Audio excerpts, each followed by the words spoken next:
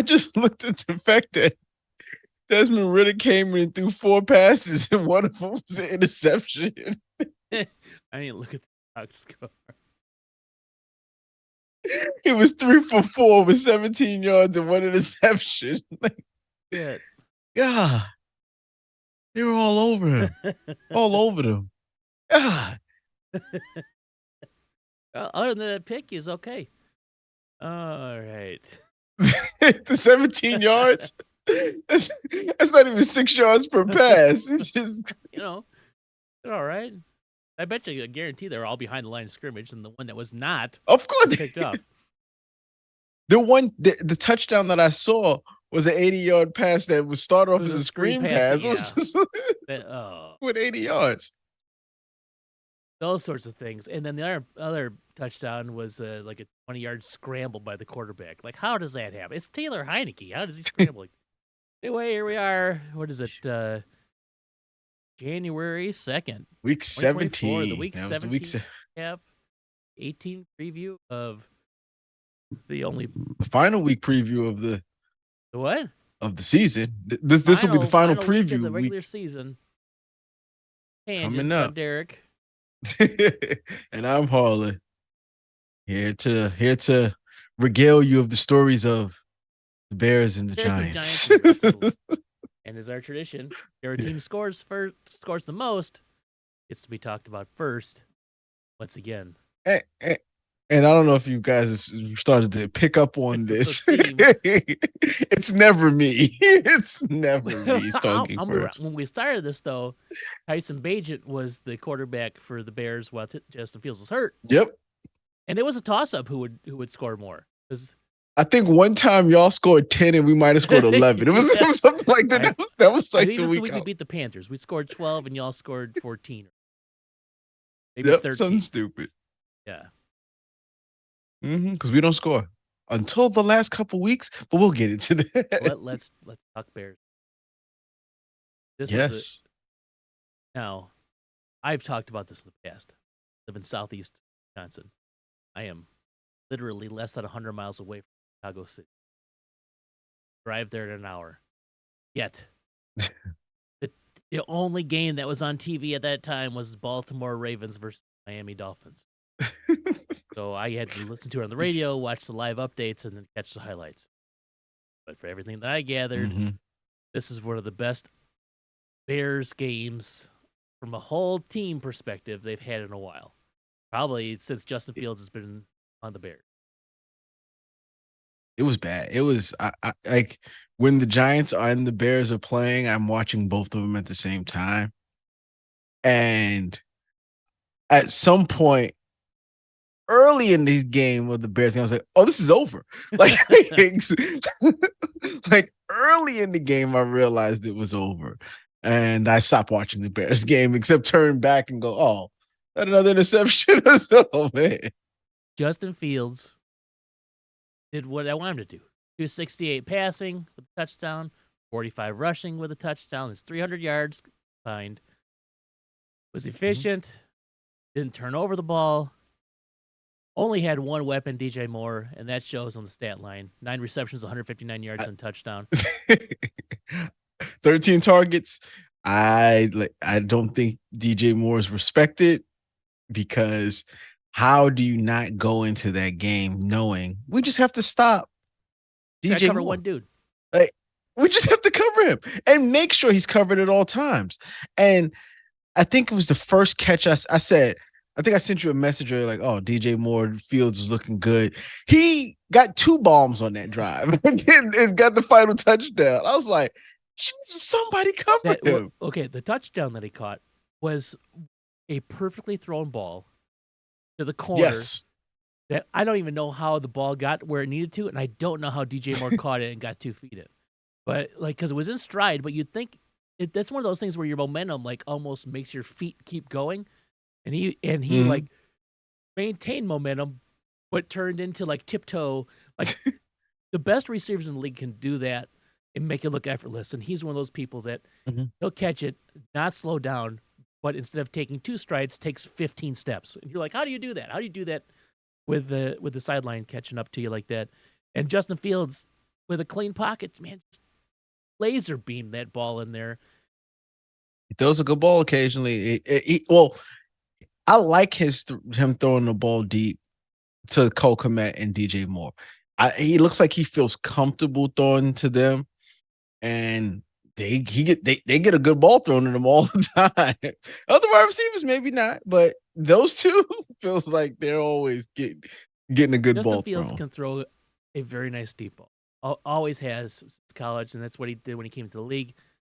It's those short and intermediate shots that he has issues with sometimes. Short passes Yes. for sure, and that was one of the things he's like, I'm going to work on this all off season. So great, he worked on them. He's improved his short game, but now that's all they call half the time. It's like, why is that what this playbook is? Because if that's the playbook, then we're missing out on something. Except for this last week, they decided to stretch the field. They only had one damn receiver, DJ Moore, Cole Kmet, DJ Moore. Darnell Mooney, who's had a really bad year. Like Darnell Mooney is only catching like 40% of what's thrown to him. And okay, so let's say of those 40, let's say of those 60 he's not catching. We'll say 10 of those are uncatchable, right? They're over his head. They're just Well, I don't know where the other ones are happening, right? So he's just not catching what should be caught. But he only had DJ Moore. That's all he had. He had rookie Tyler Scott, who dropped 2 touchdown passes, or he dropped 1 touchdown pass, couldn't get his feet down for another one.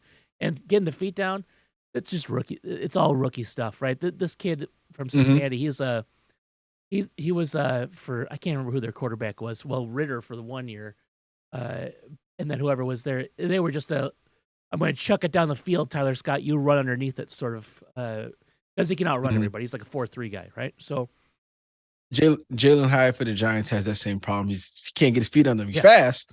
Oh yeah, then Jalen Hyatt was the same way for Hendon Hooker, right? You're Jalen Hyatt, you just get underneath it. Cedric Tillman, I think, was the more underneath guy, and the route runner for Jalen Hyatt was the go out and go deep guy. So Tyler Scott, he'll get there. He's only a rookie. I'm not upset at it. Like you do want to see him get those touchdowns because I mean because you don't off the board, right? And one wasn't one of those throws. It was a 30-yard bomb that just like landed right in his breadbasket. It's hard. It was a hard catch to make, but he just didn't make it. But Bears won. Defense was outstanding. That Bears defense, I don't know what it is. They put something in their Wheaties or something, but they have turned their season around, like you said. It's good to see they're doing exactly what you wanted. They secured the number 1 spot because the Panthers absolutely stink. The Panthers absolutely stink. They secured the number 1 spot, and they're showcasing that they have talent, that they can improve upon what they have. They've improved pretty much all year, and the defense has a lot to do with it. The defense has improved, but the offense isn't making the mistakes that they were making early on in the year. They just seem like a better team. And I saw somebody said, "Watch out, Bears! You guys are playing for Eberflus to still be there." I don't know if y'all know this, that they're playing good has basically solidified that your coaches will be there again.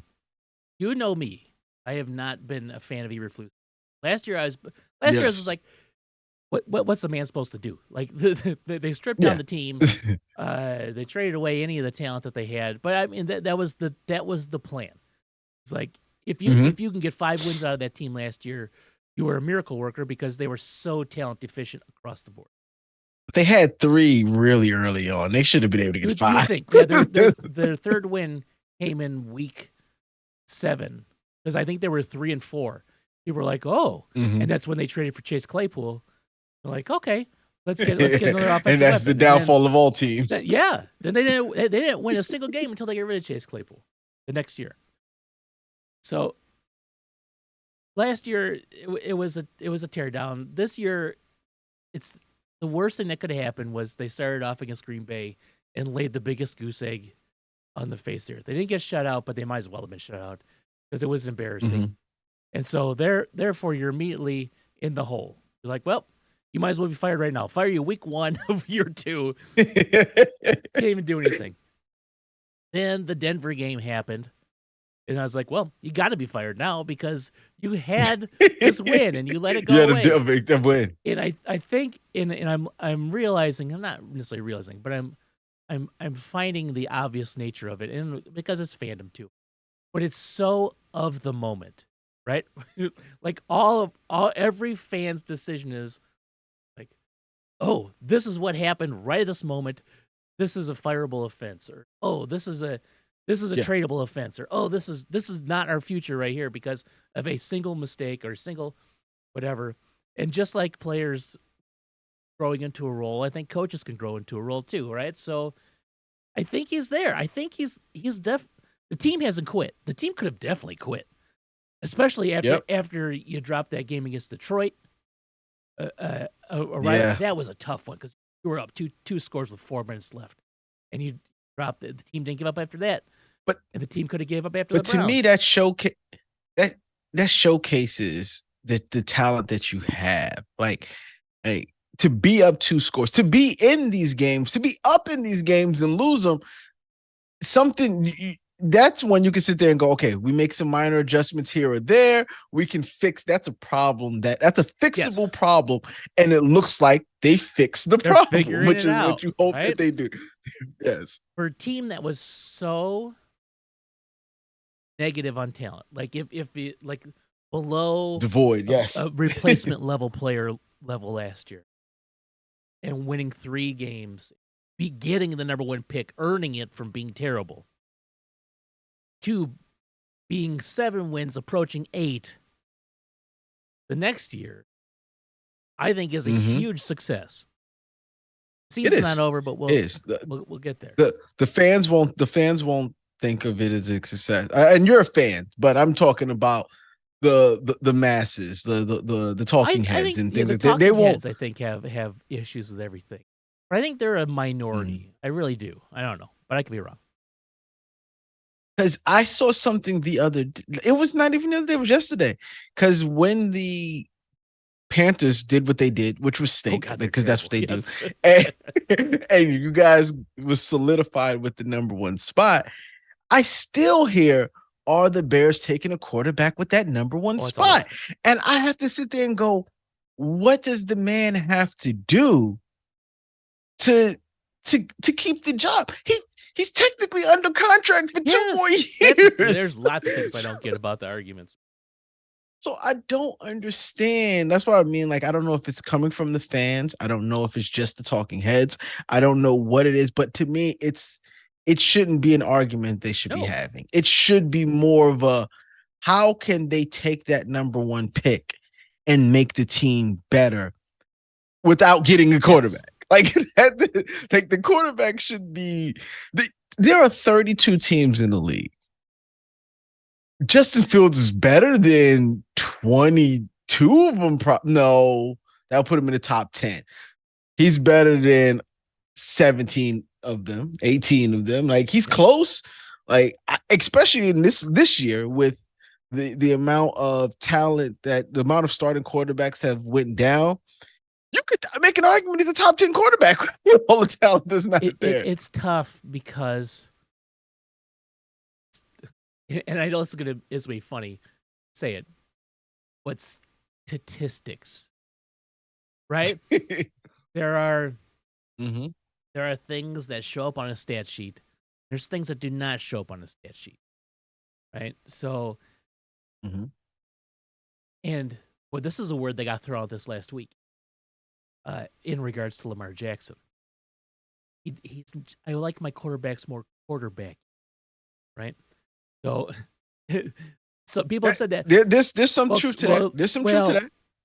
I think there's a it's a coded word, quarterback, from who said it, right? Well, But Lamar Jackson well, does not fit like a I quarterback mold, right? And I don't want to compare Justin Fields to Lamar Jackson because Lamar Jackson is a one of one, top of the league talent. Who, if you said, okay, Derek, you can take Lamar Jackson or Justin Fields for the Bears tomorrow, who do you think? You take Lamar Jackson instantly, 100%, 100 times out of 100 times, no matter how much I love Justin Fields. Wait a second. What's funny about that is that everyone in the league They had a sure chance. did. at Lamar They sure Jackson, did, and they and they didn't. said no, and they said no. And I hated it so much. God, I wish we were doing the podcast then because It's I ragged on that every day. it was the Ravens' fault. The Ravens played smart with it. That's a lot to give up. That's a lot. The haul that you would have had to give up basically two first That's rounders, it. and you still got to pay him $260 million a Okay. year. So I get it because you're getting an MVP You're talent, getting- and what's the price? What's the price You're of getting that, the right? best Like, possible talent at the position. when you put it that way, it doesn't seem like The that Carolina much. Panthers give up 2 number ones, That was coming up. I knew that was a coming. number 2, another number 2, and DJ Moore for the right to choose first last year, which was Bryce Young. Now, if you said, Derek, you could start a franchise today, would you rather have Lamar Jackson or Bryce Young? I would take Lamar Jackson 1,000 times out of 1,000 times. No matter how much I like the young man, Bryce Young, and I think he may turn into a decent NFL quarterback, why would I want to start in a hole? That's true. I was one of those people that was like, I would love Lamar Jackson. But the but on that is he's gonna come to my team and I don't have any talent here. And he didn't have talent there. It wasn't until they put talent around. Not true, because this would be his second MVP if he gets it. And they go to the playoffs every year. Yeah, but last year it was like the man just doesn't have the talent. He looked like he took a step back. But yeah, no. But to say it, yeah, everyone could have had the chance at Lamar, and everyone said sure could have, and no one made that offer. And what's killer is the Bears are a team that could have done that. Because the Bears had the picks, and they had the cap flexibility, and the Falcons are another team that could have done that because they had the cap flexibility as well. It wasn't the Falcons. It was the Colts who outright Jim Irsay. I'm not no. Where everyone thought they could have done it. They should have done it. Why wouldn't you? I mean, if you can do that, then why not do it?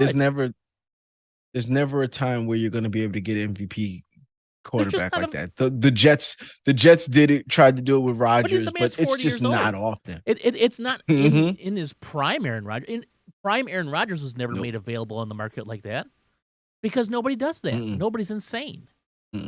Even restricted, even though there was that restricted tag, that no one's going to do that. But yeah, no, I just don't get the Justin Fields. The talk, I don't get it. But like I've always said, I'm one of those people that I do like my quarterbacks who can throw the ball. That's what I want a quarterback that's dual threat. I do, but you need to be able to throw the ball. You know what I'm saying? Lamar Jackson, I've never said could not throw the ball. Always been good. I always thought he was pretty decent, pretty accurate, had a cannon for an arm. He could throw the ball, right? See, when I think of people who I never thought like were not quarterback, I needed my quarterbacks more. I think of Cam Newton. But Cam Newton came in the league, who, if anyone hears his rookie year passing. That's his only year with 4,000 yards. 4,000, and he came out and they're like, well, we don't even know if this guy can be a quarterback in the NFL. I think he's a below 60% completion rate guy for his career. That's what I mean by I just need my quarterback to be able to make throws. If the opportunity was there available to get Cam Newton's prime, would you take Cam Newton? Yeah, you would. Why wouldn't you? Because I already got running backs. I got running backs. He wasn't a running back. Cam Newton could make throws. He couldn't throw the ball. He wasn't incredibly accurate. He was a less than 60% completion guy his entire career. So I can't. There's going to be a time when the lane is not open for you, and you need to be able to make the wide open 100%. Pass. And that's all I mean by when I need my. I just need you to be. You don't have to be 75%. You don't got to be Drew Brees. No, you just got to be able to make passes when the passes are there. Right? Drew Brees is Drew Brees. Drew Brees is 1 of 1 too, right? Like there's nothing you can't replicate that. Yeah, I just mean you just got to be able to make the passes, and I think Lamar can definitely make the passes. Fields can definitely make the passes. That's all I ever need from my quarterback. And the thing with Fields is consistency. That's all you need. And this whole year, it feels like every week has gotten a little bit better. There's been a few hiccups in there. That Browns game was rough. But the Browns game, shoot, you look at his stat line, he threw 2 interceptions that were both on Hail Marys, and one shouldn't have counted. And then he had 2 touchdowns that were dropped in that game. Right? Like, so what are you going to do? I mean, like, there's only so much you can do. And there's always hiccups. There's not a single quarterback in this league that goes in 17 games and just aces 17 games. They just don't do it. Unless you're Patrick Mahomes. Even Patrick Mahomes doesn't, right? You look at his numbers, he doesn't ace it, but he always, even with his down year with wide receivers, he's still over 4,000 yards in passing and 30 touchdowns. That's a down year, right? Like he's a freak too, and that's a hard thing because like there's freak players that every other player gets compared to when it's impossible to catch the freak players, right? Like you get one, you got to get lucky to get one, right? And not every generational talent that comes out of the draft is going to be a freak player because they just don't.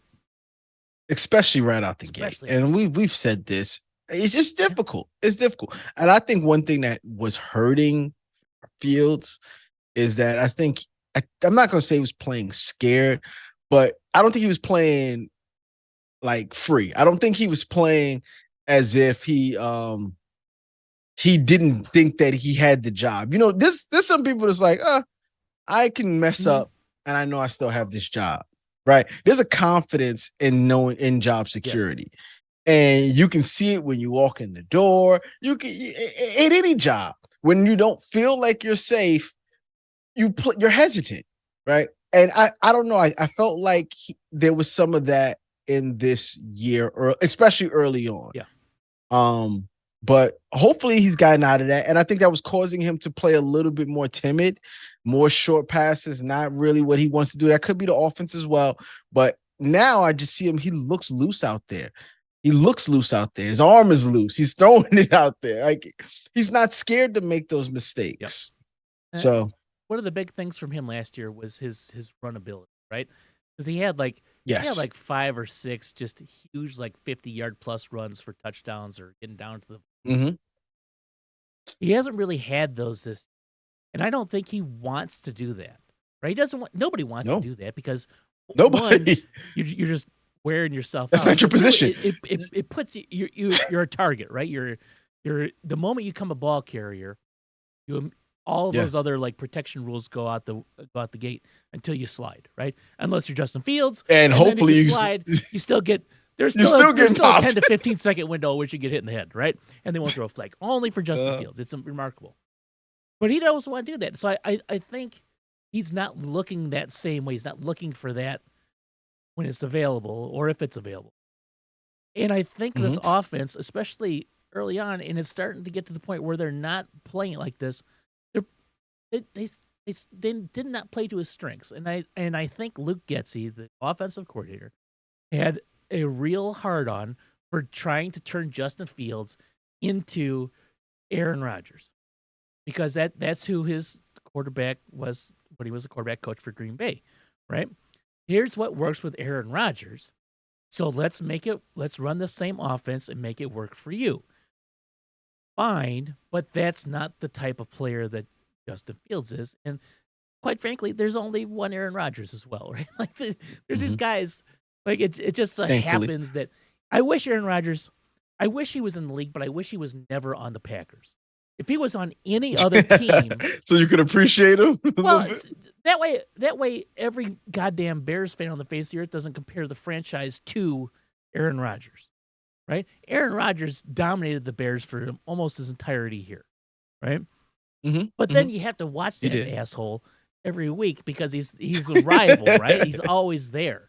Like if he let's say he was drafted by San Diego Chargers, right? He would have been the greatest Chargers quarterback ever, right? And we'd just be like admire him from like, oh, I wonder why the Chargers did with the Super Bowl this year. They had all that talent, right? It would just be the same thing, right? The same situation, but he wouldn't have been on the Packers. So now the Bears don't have to pair themselves to Aaron Rodgers and the Packers. So. Whatever. How about them Giants? Oh boy. Yeah. It was good, but not good, right? Because there were some games that I had on the schedule that I thought were winnable games. the pack, especially towards the end. Like I looked at the schedule and I said, "Oh, we're front loaded. There's a lot of games that are going to be tough." But as we get towards the end of the year, there'll be games that I think are going to be pretty winnable. And the Rams was one of those games that I thought would be winnable. But that was early in Uh, the year before you that was knew real the Rams were early going in to the be a year. playoff team.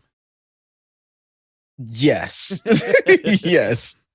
But even then, I felt that we could do enough on defense to help them and maybe get something on offense. Really, our offense kind of stinks. But for the second week in a row, man, Tyrod Taylor throws a beautiful deep pass. My God, that thing's beautiful. He threw another 80-yard bomb to Yep. Darius Slayton. TD, it was absolutely gorgeous, right? So that's the good, right? We couldn't stop anything. We really couldn't stop Puka Nacua. Those he's watching him play. I haven't watched him play a lot, right? And I'm not even talking about from his wide receiver capabilities. The man's a downfield blocker for Kyron Williams. Got Oh my God. I'm constantly watching him take blocks of guys he probably shouldn't be able to block in spring and Kyron. Um yeah, the Giants defense I think played a decent game. They definitely played a better game in the second half than they played in the first half. The offense is still the offense. I was watching the Giants game and I'm still amazed by how little we're using Saquon Barkley. And it's giving me hints that he's not going to be Yeah. there. From the standpoint, I think what we're seeing is the offense that, and I don't think it's Saquon's fault. I think Saquon being on the Giants forces you to use him because he's that talented of a player, right? But I think as the season ended and people are like, why are we seeing less and less of Saquon Barkley? And I think it has to do more with the offense that Daboll and Kafka want to run. I'm not a fan of it, but I think they want to run an offense that's going to feature the running back a lot less than what you need to run if you've got Saquon Barkley as your running back.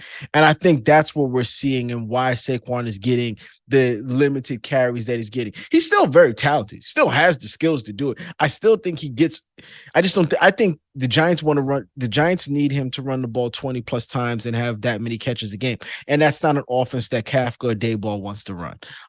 What did he have? He had 12 carries for 39 yards. That's not a lot. That's not only had enough for him. three catches on right? 6 targets too. So Yeah, he dropped. One of those targets is the reason the Giants lost, but that's neither here nor there. But the Giants were pretty much down the entire game, and there was a punt return. I haven't seen the Giants kick a punt return in a long time. They no field goal kickers was making punts. I think the Rams missed 2-point afters. The Giants missed 1-point after. We'll get to the field goal that was missed later, but there was a bad kicking game. The Rams are on, I think they said their third kicker of the season. Mason Crosby is the Giants' fourth field goal kicker of the season. I don't understand how that happens. You should. The guys just kicked the ball, right? That's what you think. But yeah, we're on the fourth kicker of the season. But the game was all right. I think Tyrod Taylor went out there and threw 27 of 41 for 319 yards and a touchdown with 40 yards rushing. That is a game I would take all the time. Game, that's a solid game. He missed some passes. Of those 14 that he missed, they looked like wide open guys he missed. That's tough. Wide open. And I don't know what was the issue. And I think he knew it. He was just like, I missed that pass. Oh, I missed that one. Oh, I missed another one. Like it was like 3 or 4 passes that he will tell you, I absolutely missed them and we should have scored on that. And that leads us to the game. Giants go down. They need a drive to score a touchdown. They have to score a touchdown to they're down 7 points because once again, another point after was missed, right? It was point after just being missed all the time. But the Giants are down 7. They go down on the field. They need a touchdown. They go down. They get the touchdown.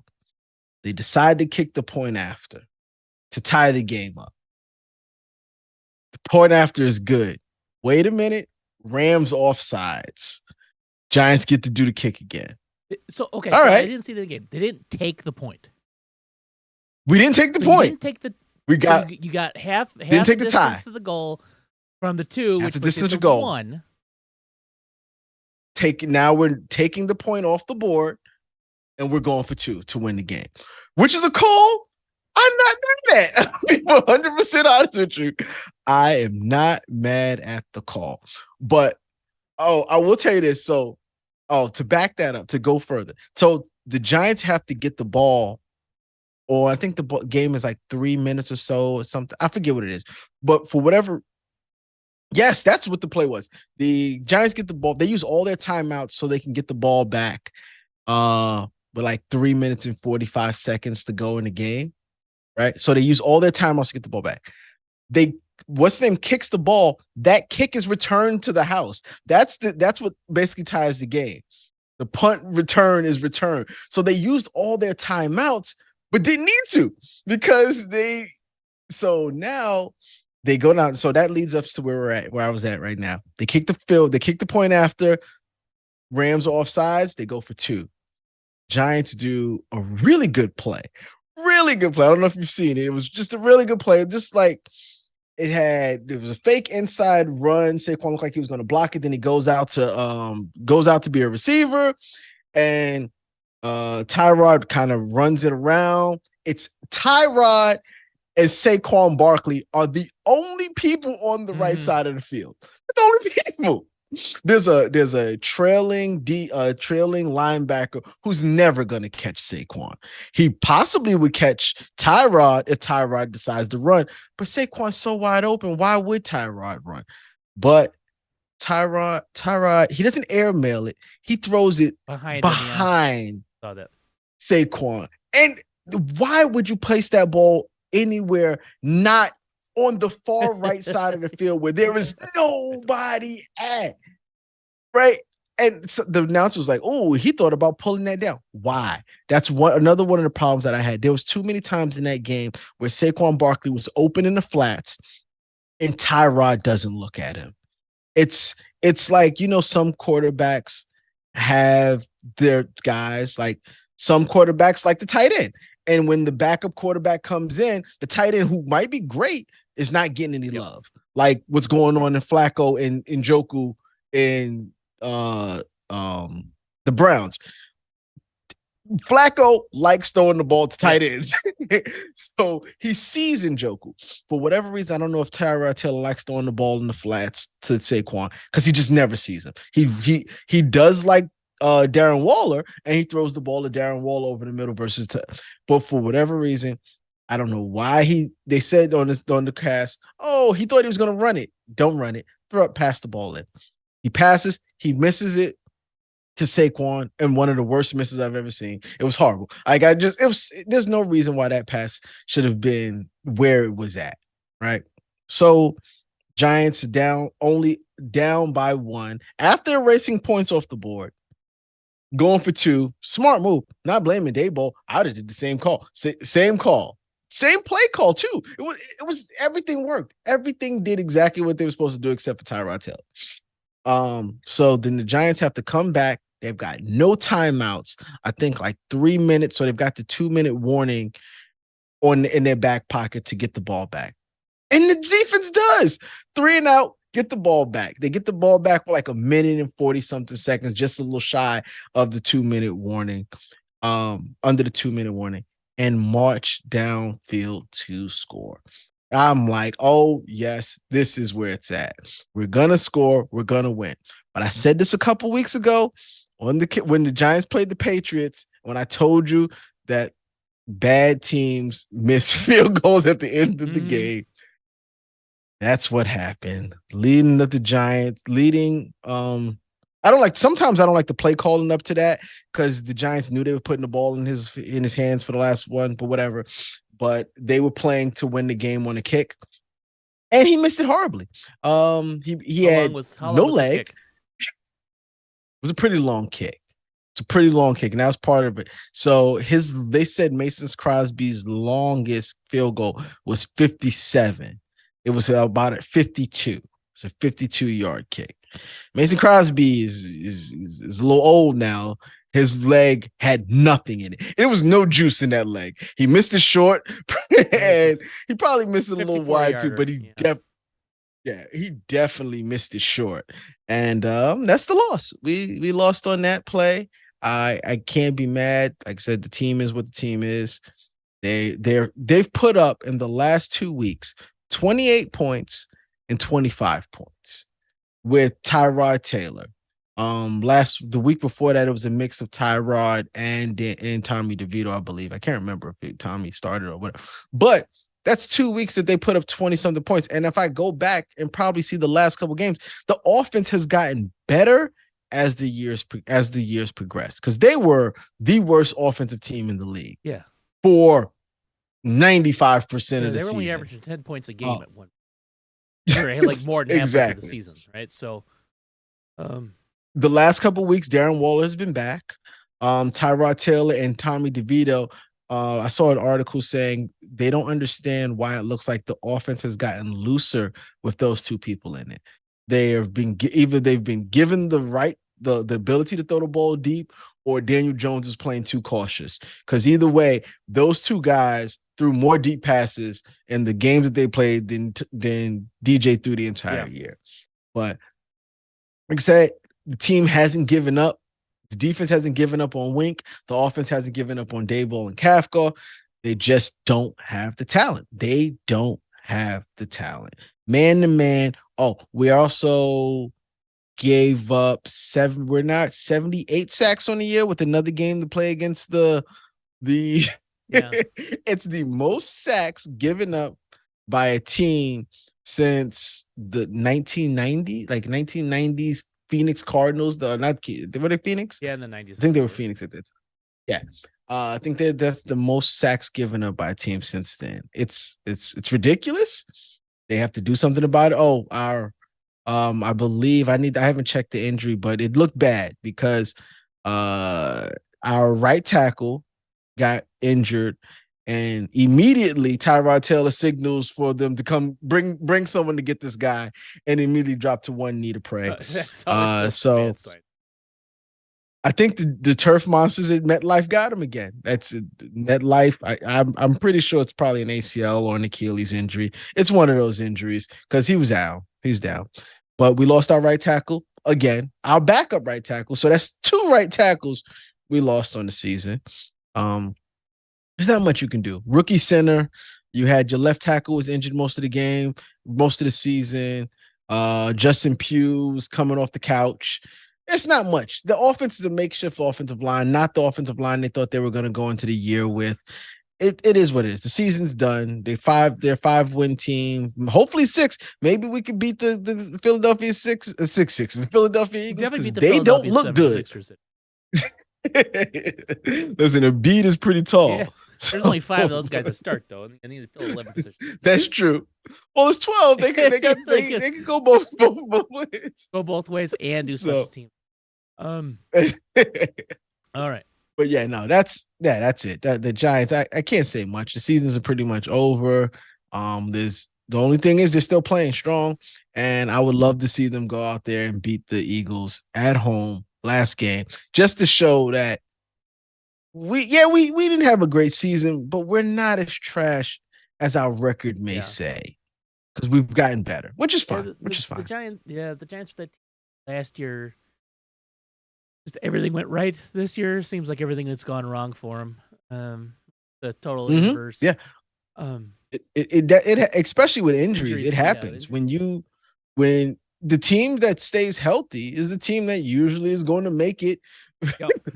Make it further, and that's just it. It's just the drop off between your number. I know they always say next man up, but if that guy was capable of being a starter, he'd be a starter Yeah. somewhere. There are 32 teams in the league. He could start someplace, but usually that backup is not starter ready. He's not. There's going to be a drop off at the But the thing position, is, and when your position, I was like, you're gonna have a couple of those every year. But some when you have as many as the Giants have had this year, kind of tough, particularly on the offensive line. when your right tackle, your left tackle, your quarterback, your tight end, your center was out. Literally every position on the offensive line was injured. But the right tackle is going through a starter, a backup, and now they're on another one. And then your left tackle was out for a significant part of the game. Your quarterback is out for the season. Your running back missed about 3 or 4 games of the season. Your tight end missed about 3 or 4 games of the season. The guys that you pay money for. The defense has been solid all year. They've had fewer injuries on the defensive side of the ball. So, but yeah, that's not an excuse. It just is. It just happened to be that way. And yeah, last year the ball bounced in our favor a little bit more, and our schedule early on didn't help. I always knew it was going to be rough at the beginning of the season and hope that it would get better at the end. Now we did string off some wins in the middle, which I thought we would do, playing against teams like Washington. We got this. We lost to the Saints. We should have won the Saints game. There was a few games in there that we possibly should have won. We didn't. We beat the Green Bay Packers in there. There was some. Those were some of the games where I thought that we would win, but the schedule was always not in our favor. Yeah. So it was a tough year. I got another year. I think, oh yeah. You know it. I don't know if you've ever done much golfing, but golfing is like one of the most. And you can have 17 and a half of the worst holes of your life, where you're cursing, you're bending clubs, you're throwing things in the trash, and all it takes is like one good shot on the 18th hole, and you're like, let's play another 18, right? Like, I love golf again. Remember? I mean, and that's kind of how the last game of the year can go for both. I think the Giants and the Bears quite a bit. Oh yeah, for the Bears, probably both teams are playing divisional rivals. But I think it means more for the Bears than it does. Beating the Packers would be excellent. Beating the Packers in Lambeau and keeping them from going to the playoffs, because if the Packers are winning in, which is what I wanted, but I wanted the Bears to be winning in too. Which if the Bears would have beat Cleveland, it would have been winning in for both those teams. They would have held on to that Cleveland game. God bless America. Oh well. But yeah, what team we want to talk about next? I talked about Eagles. Do we want to segue into why the Eagles look like absolute trash? If you have a reason, go ahead, because I don't. I don't really have a reason, except how did they lose to the Cardinals in Lincoln Field in Philly? I don't know. And they were up 21-0 at one point in time, or 21-3 or something like that. It's bad. It's very bad. Kyler Murray looked good the second half. Eagles looked like trash the second half. Eagles can't play defense, and Matt Patricia is not the answer. I don't know what makes you think that he never was. He never was. He never was. He should be an That's answer the part to that was so weird like, to me. Pat, who used I'll to play take failed head linebacker for 1,000. Say, this head coach was terrible. Who was Patricia? I don't even know what his first name is. Matt, Larry, who was Mike McDaniels? Not Mike McDaniels. Yeah, who's Josh McDaniels? No, the other guy. Oh yeah. Like it's a Jeopardy answer. That's the only thing he's an answer to. I don't know what he's doing out there. I don't know why they thought that was going to work. I don't know how that. I mean, I guess kudos to Sean to Cy for hanging in there and still being a team player. But all your power is just gone. Like, how do you even go in and be the DC and the coordinator and lead those guys? Yeah, whatever. Yeah, no, he can't, and he won't be there next year. That's obviously what that's telling you. He says after 1 year. 1 year. I love how he'll be the scapegoat, and they lose to their former defense coordinator, who everybody wanted to run out on the rail last year because they lost the Super Bowl and stuff, right? And then, and it has nothing to do with the fact that they lost their presence in the middle with Hargraves. Nothing to do with the fact that they lost two of their linebackers. It's nothing to do with any of that stuff. Nope. But the Eagles, yeah, they stink. Jalen Hurts, his stat line is 18 for 23, 167 yards, 3 touchdowns, and interception. That's not a lot. He was 8 for 25 on the run. They didn't run the ball a No, lot they only got either. 91 yards Like, rushing. So I didn't see the game. I just saw the highlights. So I'm gonna guess that like a lot of stuff was a battle of field positions. I guess from punting back and making the Cardinals punt. yeah, I'm looking at this and I don't see how they lost. Like Eagles possessions, punt, touchdown, touchdown, touchdown, punt, touchdown, field goal, interception. Like the offense did exactly what they needed to do, but like how can you not stop a Cardinals team with no James one? Conner. James Conner ran James over their Conner, asses. Ran over them. That's correct. But you can't. What's crazy is up until then, they'd been getting thrown on. That means you can't stop the run. You can't stop the pass. You're a bad team. That's the truth. I don't think the Eagles are that good. I think the Eagles are one of those. I mean, even if you look at their wins from this last year, none of them were impressive. They all felt. I don't have them off the top of my head. They beat the Bills, I believe. I believe they beat. I believe they beat the Bills because they were 10-1. They're 11-5 right now, and that only 11 win came from the Giants. That's it. They've lost every other game. For some reason, I remember like all of their wins being like, oh, it felt like the Eagles accidentally won that game. Oh, it feels like they accidentally won that game too. Like nothing has been. They beat the Patriots. They beat the Vikings early. They beat Tampa Bay early, right? They beat Washington. Okay. In overtime, that was a tough game, the Washington game. Yeah, they beat the Rams. They lost to the Jets. Mm-hmm. Beat Miami. They beat Washington again. They beat Dallas. They beat Kansas City. They beat Buffalo. Man, but like, but and then after they played the Niners, it's going all downhill. But like even the Buffalo game, they won by a field goal. And I remember that game being like the Eagles. I felt like the Eagles should have been lucky to get out of there with that win, and they were, if I'm not mistaken. I'm trying to remember, but I don't remember. But yeah, like if you look now that we know that the season, and we look at the Kansas City Chiefs game, to beat them by only 21-17. If you're a really good team, you beat them by more. They're not. The Kansas City's not that good this year, right? Miami was a good team. They were coming off, and they had Miami at home. So no, they've had close games. We knew they weren't the team that they were last year. And I remember why we've been saying that though, that they're good, but they're not good like they were last year. But I can't, because last year to me with AJ Brown and Devontae Smith and their running game, they just did everything well.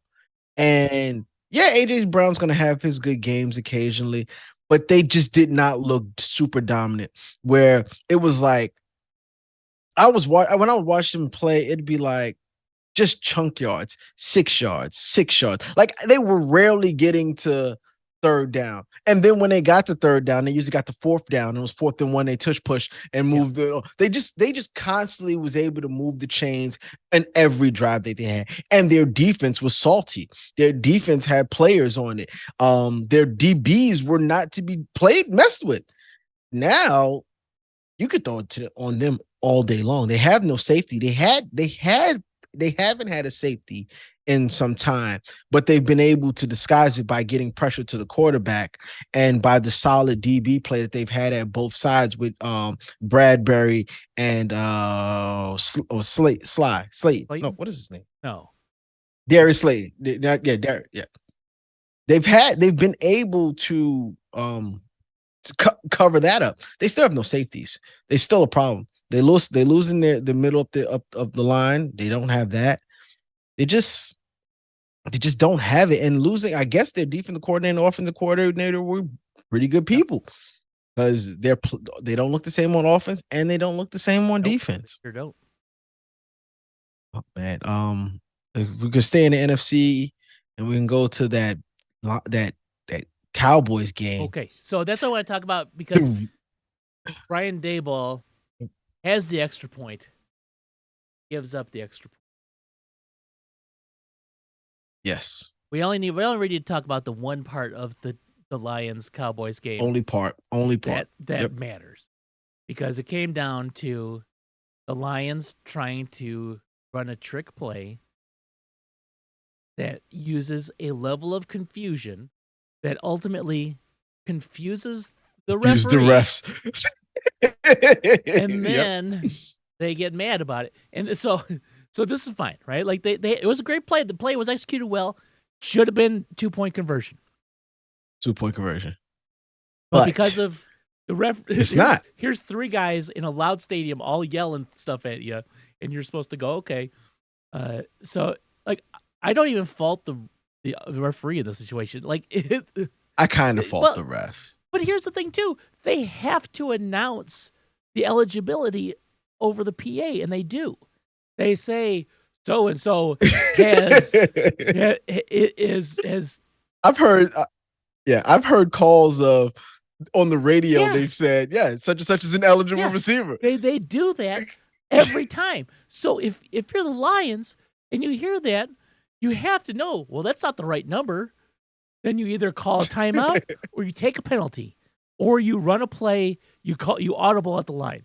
But you can't audible at the line where you have people that aren't normally offensive weapons, because you're just going to screw them up, right? So you have to either call timeout or take a penalty. Just let the clock run. And then but the penalties take it.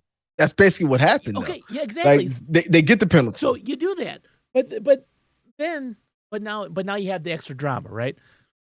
You know, I have a very strong opinion about I have the whole Dan Campbell aspect of this, because then they're at the 7 and they still you don't go for 2. You don't go. They're only down 1. They One point. tie and go go for to 2. overtime, and they've been dominating the Cowboys the whole game. Yep. Minus There's one play where Dak should have been sacked for a safety, escaped, and hit CeeDee Lamb for a 98-yard pass. Outside of that one huge play, they've really been kind of beating each other up, but the Lions have been on the good side. Mm-hmm. Why do they go for 2 there? You don't. There's you know how they have the call sheet that says when to go for 2? They always say that there's no call sheet that says down 1 on the 7-yard line. We go for 2. There's no call sheet that says that. So they go for 2 and don't get it. But Micah Parsons is offside. So it puts it back puts it half the distance back. So now they're at the 3.5-yard line, and they still go for it again. And they miss it, and they lose the game. Have you ever seen the movie Tin Cup? They want to blame the refs with Kevin Costner. Yes. At the end of that movie, yes, I hate it so much. At the end of that movie, here he is. He's winning the U.S. Open, and he's like 200 yards away in front of there's water in front of the green. He's like, I'm gonna hit it onto the green. He can just take the drop. Like, no, don't do it. Take the drop. So he hits in the water. It's like, oh, give me the. He hits in the water, hits in the water, hits in the water, hits in the water, ends up losing the U.S. Open. And they're like, will he even qualify for the league for the PGA next year? And then because that movie is so fucking stupid, on his last ball, he hits it in. It's still like a 0.5% chance of that shot going in on any given. And he's still willing to take it. And he makes it because it's a movie, right? That's what Dan Campbell did. Except for he only had 3 shots. He didn't have 17, like Tin Cup or whatever. And he didn't make it. It's unreal. Yeah. And now here's my other grief with it. Dan Campbell, the argument is, we talked to the referees before the game. We told them, this is our trick play. We're trying to confuse the defense. Help us with this trick play. That's literally what they're saying, right? We went over the scenario. We're going to have 3 guys walk up to you. You need to look like you're talking to all 3 of them, but only one of them is going to declare eligible, and it's number whatever, 70 or 68. So as a referee, I need you. I know this is between you and me. I'm talking to man to man. You need to play along with our trick play so we can possibly win a game. Like, I don't understand how that's even like an argument. How's that an argument? It's No, not. it's not. Listen, okay, all right. You do the trick Yeah. play. It doesn't work. I'm not mad at it. I'm not mad at it. I am kick the ball. That's where I'm at next. Go to overtime, win it there. Beat him. That's where I'm at. Now, granted, I understand he shouldn't need any, but the players probably respect him a lot more for going forward and having faith in him. And in the long run, it doesn't really matter. Really, the game doesn't matter. They're going to get a home game. Well, now here's the situation, though. If the Lions had won that game, they'd be 2. They're the number 2 seed, but then it could also be the 1 seed if they beat the Vikings and the 49ers lose, right? Because of whatever the tiebreakers. So there's actually you have to get that win no matter what. And when you're at the 7, the no matter what is kick the extra point. Is the field goal. Is the extra point. And then go to overtime. That's just stupid. It's real. I'm sorry. Like I really like Dan Campbell, and I like his meatball approach to it. Right? There's like a level of there's like the analytics. There's like the Mike McDaniel's people, and then there's Dan Campbell who's just like, I like the way this feels, and he'll do it. Right? Like, I like that. I like that because football of all the sports is like I don't know. It just has like a real emotional aspect to it, where like every play is that, and that's cool. I dig it. But you got to be smart sometimes too, because that's just being stubborn and bullheaded, in my opinion. It is. Yeah, it is. You mentioned Mike McDaniels. My God, your team. Yeah, the Ravens looked like world beaters. Ravens. Good God, they just couldn't stop scoring. And I wasn't watching the game. It was just watching numbers go up. Oh yeah. Like if you had him in your fantasy league in the championship, instant win. That ball. There was a point where Lamar Jackson had more touchdowns than incompletions. He had 5 touchdowns. Right? Come on. Come on. He only finished with 3. He only finished with 3 incompletions. Yeah. This stat line is absolutely absurd. 18 of 21. He only threw 21 passes. Oh yeah, so I guess he did finish with more connected on 18 of them. Yes, he only connected on 8. He had 321 yards on 18 passes with 5 touchdowns. Same. And just for shits and giggles, they threw Tyler Huntley out there who threw a touchdown 1 for 1. Like, okay, Snoop, you can go out there and you can get some too. And they're like, well, now we'll just run, I guess, because it was insane. And what was funny, I'm watching this and I'm like, oh my God, they're gonna try to put up 70 Dolphins. They were nice about it. But you know, there's that whole, like, when the Dolphins put up all those points in the Broncos, there are 2 camps to it, right? There's like, they're a professional team, they should stop the Dolphins, right? It's not the Dolphins' job to like stop playing football. And then there's also now you're just being silly, right? Like there's those 2 camps. Now, I don't think you ever be silly. Let me. Can you guess what portion of those fandoms that were the Dolphins said, "Okay, now you're just being silly," when the Ravens kept scoring? No, I think they go, we deserve this. I think they. No, they did not. No, they did not. You gotta go. Okay, touche. I see what you felt, Broncos. I don't like it. There was a point in that game where I'm like, this is gonna be a good game. This is gonna be close. And then Lamar's like, nah.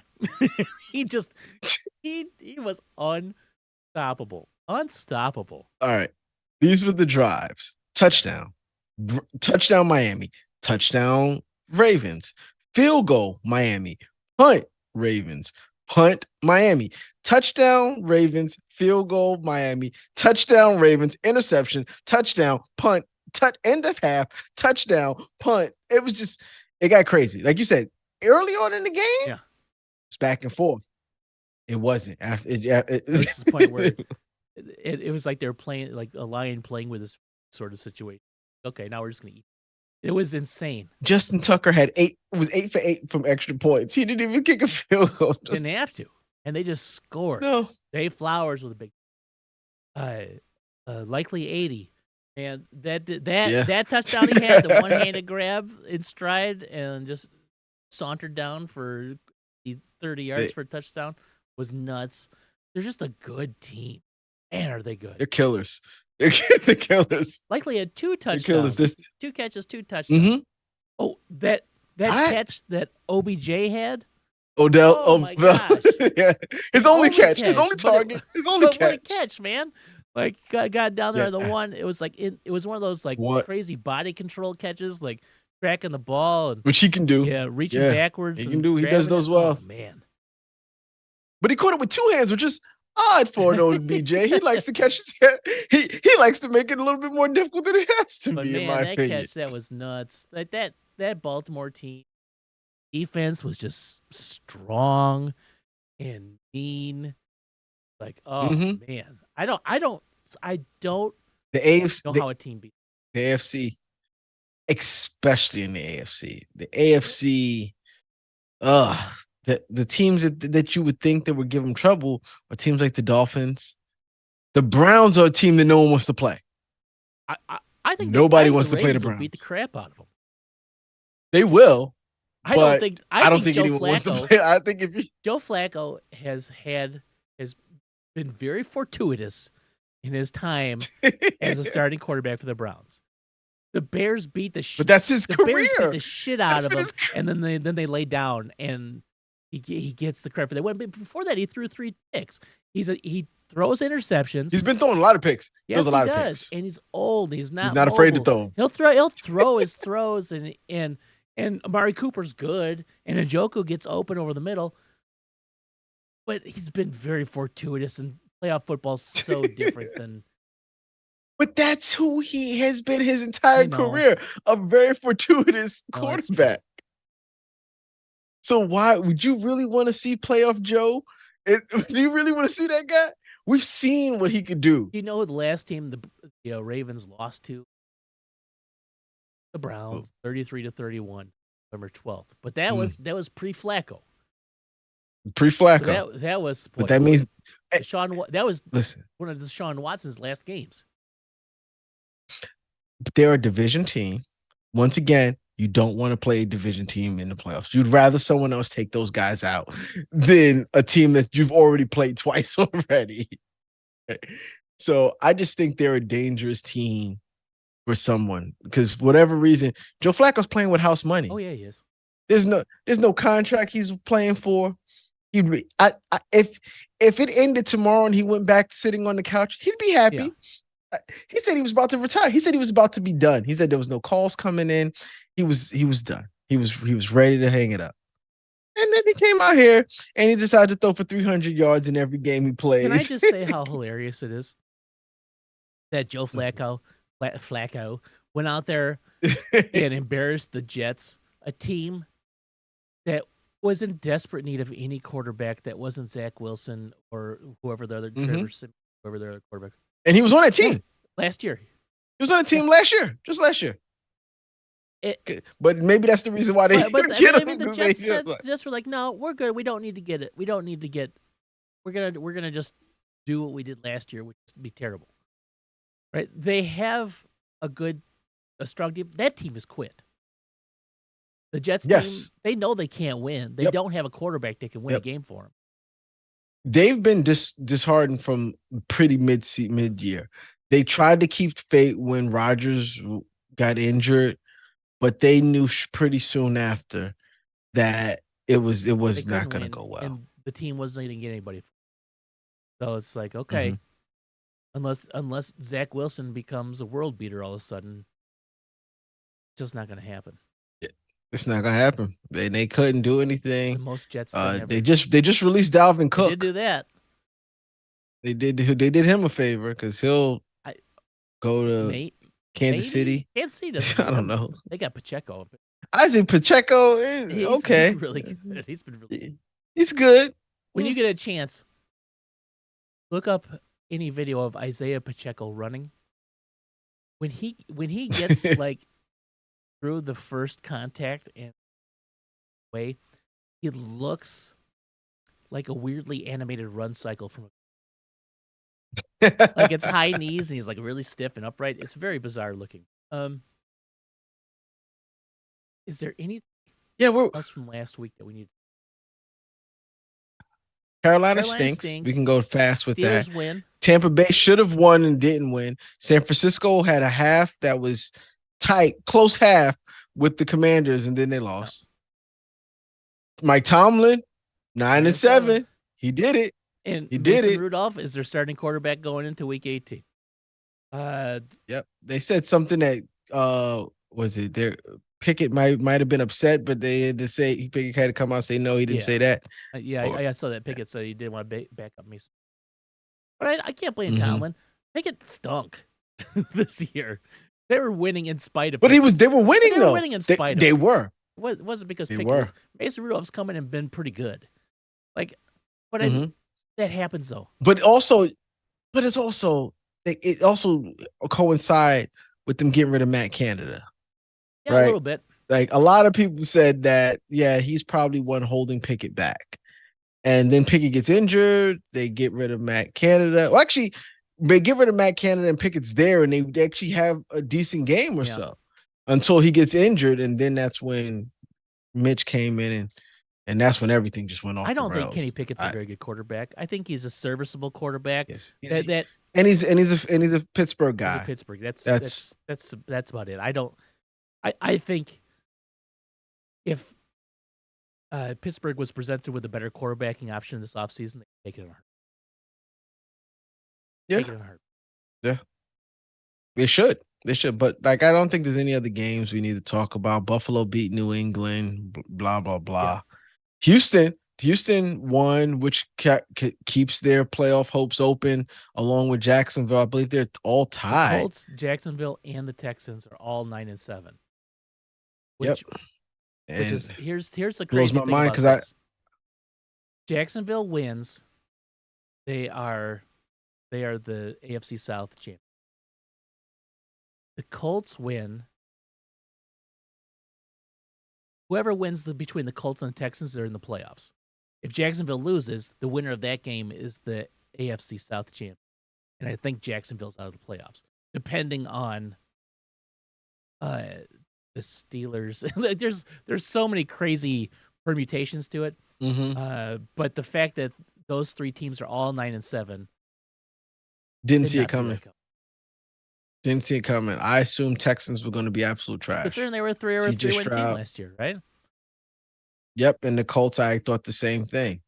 CJ Stroud proved to really turn that team around. And then Gardner Minshew. I mean, that Colts team isn't much different than the Colts team that was last year. No. I mean, they fired Frank Reich, and they brought in Jeff Saturday, which was the dumbest thing ever. It was Ursay's boy. Yeah, so he was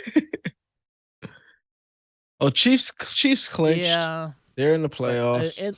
The Broncos. We haven't talked about the Broncos. We were on last Tuesday, and then last Wednesday was when Russ got demoted. Yeah. And then it comes out that they told Russ to rework his contract or they're going to bench him. And they did this back in October, and Russ said, go fly kites because he wouldn't swear at him. Well, they said they got the Players Association involved. And there was probably that probably took some time, and they eventually ended up at that. But they won yesterday. Yeah. They won yesterday. I mean, they won against Easton Stick-led Chargers, right? Like, that Chargers team is trash. That Chargers team is playing for draft position. It is. That's about it. The Broncos should be playing for draft position, too. I was talking to somebody about the Broncos move to, I think it they are competing. They were in the competition for worst ownership, if that was the truth, because that's absolutely ridiculous to ask him to do that after giving him the contract. They gave him the contract. They'll be on the hook for $86 million, whether he's a pre-June 1st cut where it's 86 in 1 year, or they split it up and it's 86 over 2 years. Either way, it's bad. His contract had 141 million guaranteed. He's gonna sit home and get paid. And that's not Russ's fault. Like, you can't be mad at Russ for getting that. And he's not having a bad year. Russ wasn't having a bad year. The team not being good, or the team's not even bad. They're 8-8 right now. No, and when they came to him with that proposition, they had just started their run, or after that proposition, they go on their run that gets them back in the playoff hopes. Like, which to me shows a lot for Russ. The team has basically told you we're done with you. And you still go out there and perform to the best of your abilities to win the games, to get them to where they need to be. Like, I have liked Russ for a long time, but I've always he's just corny. Yeah, he's super corny. He's very corny. He's easy to make fun of because of his stupid TikTok. And he doesn't care. I mean, why would he? You know, he's got his life and he enjoys it, right? And he's happy with it. He's comfortable in his own skin. Yeah, exactly. And it's cool. And that's the thing, though, he's easy to make fun of because it's not going to upset him. Yeah, like, I'm not making fun of him because he's handicapped or something. I'm making fun of him because he's Russell Wilson. He's acting like a weirdo most of the time. I mean, all I can think of that video where he's like, where he's success, he's determination, family. That's what we want, or whatever it is. I don't even know what the damn thing is. It's so stupid. He did not deserve to be treated that way. He did not deserve to get just torn apart on the sidelines when Sean Payton is the one that made the mistake and didn't call timeout there on that situation. Like it's, all those things. They're using Russ as a scapegoat, which to me made them I'm like, God, man, y'all are trying to be one of the worst ownerships in the league. But again, guess who always says you can't have that crown? You can't take that crown from us. The Carolina Panthers strike again. Did you see that? Did you see that their owner threw a drink on a Jaguars fan that was mocking them? Yeah. I think that's the one. Not that it's just disrespectful to do. Right. If a fan did that to him, to Tepper, he'd be banned from every NFL game for the rest of his life. If forever. If a fan did, or if a player did that to a fan, he'd be fined a big chunk of money. But instead, Tepper, a big chunk of money. Except he's the owner of the Tepper team. Tepper was fined $300,000, which you're like, well, that's a big chunk of money. Except for you realize he was just he is worth himself $20.6 billion. So that's 0.001% the richest owner of his wealth. I think he's the richest owner. It could be the Broncos because they're owned by the Waltons. That's the Waltons. So I don't know which one is who's richer, but they're both rich and absolute jerk owners, apparently. I wouldn't be surprised if this emboldened Irsay a little bit and he came out and said something stupid real soon. He's got to be like, wait, I'm pretty, I got immunity right now. He comes out and he'll say something about Jonathan Taylor or something like that. Like, yeah, he's replaceable, right? He's not worth it. He won't be in the league in 2 years. Whatever. Yeah. But yeah, that's it. We going long today because we gotta fly. We're tied 74-74 after what? Yeah. Oh, I was only up 1. Well, you're up 5 a few weeks ago. A couple weeks ago, yeah. I came back. And I also want to say that the Giants screwed my Bears. The Giants yeah, they did. The Rams for that to be a thing, and it didn't happen. You can blame Tyrod Taylor for that because we were supposed to have that game won. Now we have interesting scenario here. The Steelers need to win to make the playoffs. Steelers win and they're in. Right? Mm-hmm. They are away in Baltimore against the Ravens. Ravens said they're not playing. Did the Ravens say they're not playing their starters? No, I thought I heard something. They have the number 1 seed locked. They can sit the majority of their people for 2 weeks of rest. That's a lot That's a of lot of rest. rest. Ugh, it's a Gotta lot of let that rest. happen. End of the season like that. So that means the Steelers are 3.5-point favorites.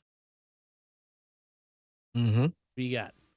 I'll give it to the Steelers. I'll give it to if the Ravens don't play Lamar even a half, Now, if they sit Lamar out, I can't pick that conditionally.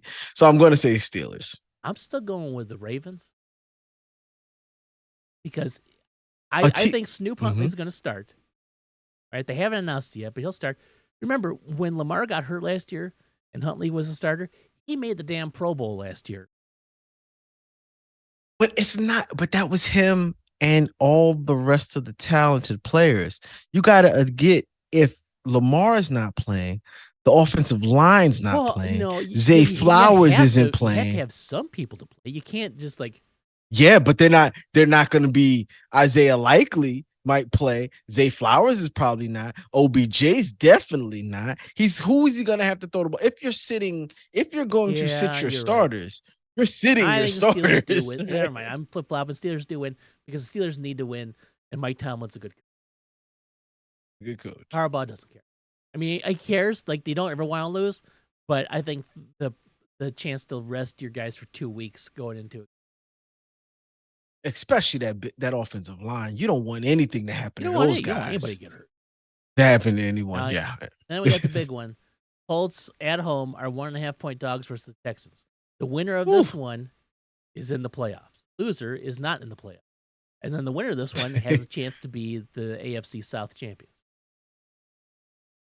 Oh man. Think the Colts are gonna pull it out, but I'm gonna say the Texans. I'm gonna say the Texans. I'm going Texans as I think that's because I just want the Texans to do it. That's me too. I don't have any particular reason. CJ Stroud, that's about it. Now, the Browns have their spot locked up. I think they, no matter what they Locked do, up. they're the 5th seed. No matter what Mhm. happens. So the Bengals still have a puncher's chance of getting into the playoffs. They need to win, and they need a lot of other stuff to happen. The Bengals A whole lot of stuff. are 6-point Jeez. favorites versus the Browns. You got to go this last week. You got to go against the team that's actually bringing their starters out there. So the Bengals got to go because the Browns just. Why would Myles Garrett and those guys play? Why would Njoku and them play at this point in time?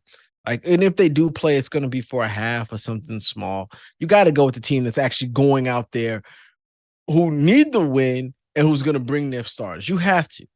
I've seen other teams where they still throw up a duck, but yeah, I wouldn't bet I that. think the Bengals need to win. Bengals will win. And we have the Lions, our 3-point favorites at home versus the Vikings. The Lions, if they win, they still have a chance at that number 2 seed, which is your best path.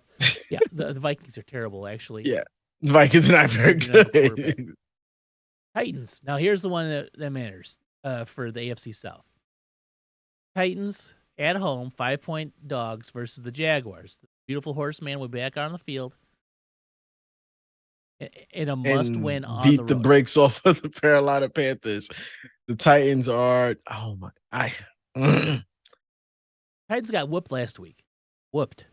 They did, but I just don't trust the Jags. I don't trust them. But +5. There's always a team that just whiffs on that last week. Beautiful horseman feels like a chance. I'm gonna go. I think they will, but I'm gonna say Jags. I'm gonna say Jags. I'm gonna go chalk here.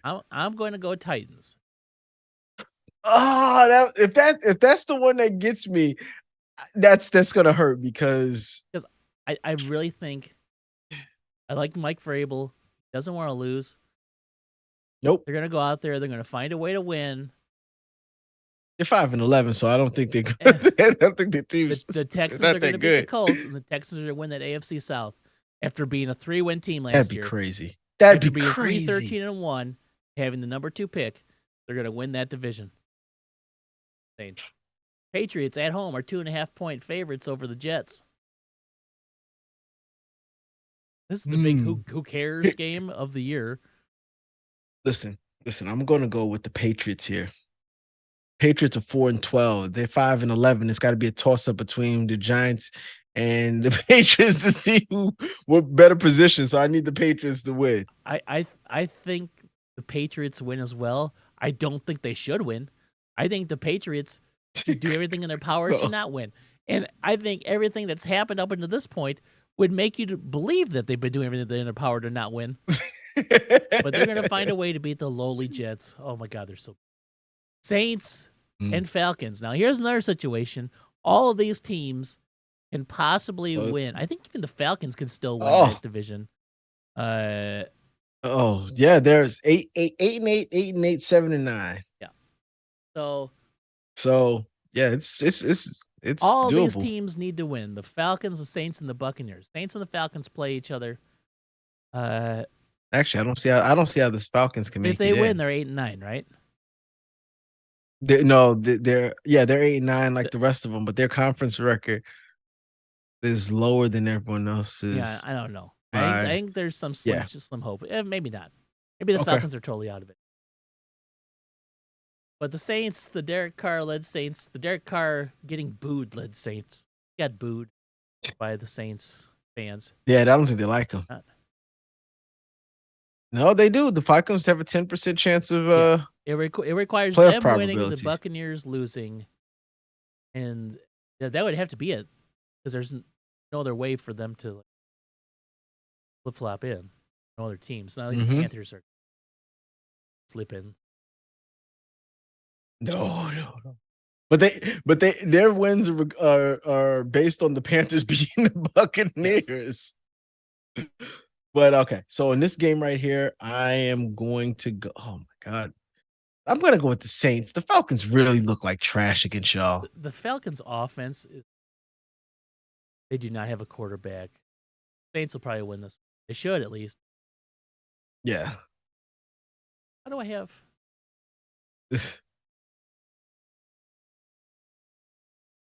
Swear I went down the line and got them all here.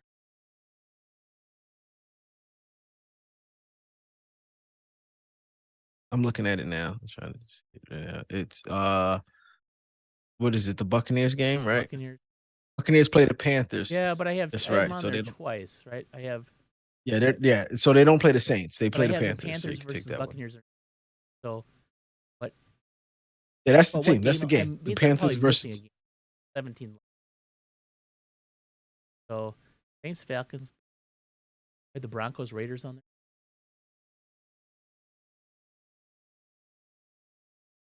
I do not see Broncos. I do see Broncos, Raiders. You have the Cardinals game. The Rams, 49ers. I don't see that one.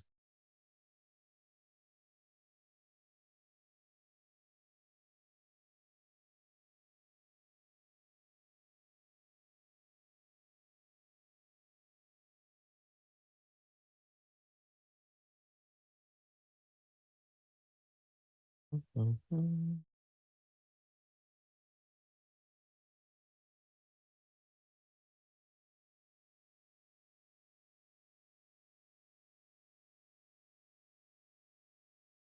All right. And then I guess we have the Panthers, 5.5 point dogs at home. Buccaneers. Give me the Buccaneers. Knowing my luck, this is the game that there's no way the Panthers that he goes up. Buccaneers have something to play for. Panthers are talk about teams bit, man. But you know what I did see? Just because I've been in tune with the Panthers all season because I want them to be terrible, and they were. Their social media team, they have to post something that's positive. So they posted that old man Thielen was 100 receptions and 1,000 yards on the season. Solid. Bryce Young's only thrown for like 1,500 yards, I think. So man. Let me look. That's even better than I thought. It's not been good. He had a 300. He had a 300 okay, yard he's game. He's thrown for 2,700 yards. 1,000 of them have gone to yes. All right. Oh, this is where we're going to differ. We're definitely going to differ. In the Lambeau Field, The Green Bay Packers are 3.5-point favorites for spoiler Bears. I know you're going to pick the Packers, and that's fine. And that's because Yep. you're trying Yep. to play with some level of logic. I'm not. I'm telling you what's going to happen. Well, then you know what I'm picking for my next pick. Yeah, Then. I know. And I'm almost there with you on yours. That's the thing. Oh, yeah. No, I just, man, I don't know. You know me, man. I've always had a soft spot in my heart for those I don't Packers. I've understand that always. ever. So I'm gonna go with the Packers there against the Bears at Lambeau Field. I don't even know the last time y'all won at It's Lambeau been like Field. 46 years or something. I don't know. It's been a long time, right? But I don't know. But Justin Fields, that the defense. elements These are don't all matter you got. because they whooped up the Falcons in the They're snow and playing the the same blizzard. thing. Yeah, The defense is strong. elements definitely don't I matter. don't think the Packers have faced a defense like this. The Panthers gave them a run for their money and came down to a last-second field goal to win that game. I just think this is the game that that will either send Bears fandom spiraling into despair, or they'll have a parade for these Bears. Like they're so ridiculous. Oh my God! I just got to hear about how work went for you if you go into the I wish office on. I may put a meeting on the books, an all-day meeting to make people go to the office.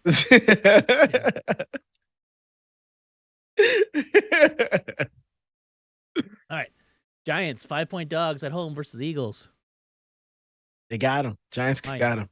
Eagles is done. They're done. I actually, I'm there with you. I can't differ. I don't believe in the Eagles, and it's just end of the year. I think the Giants. We haven't beaten the Eagles in like 3-4 years. The Giants don't want to win this game. From a draft pick perspective. From a draft pick perspective, they don't. And then everybody will be like, look at them. They won a meaningless game and they could have had so-and-so. But 49ers are they favorites in this?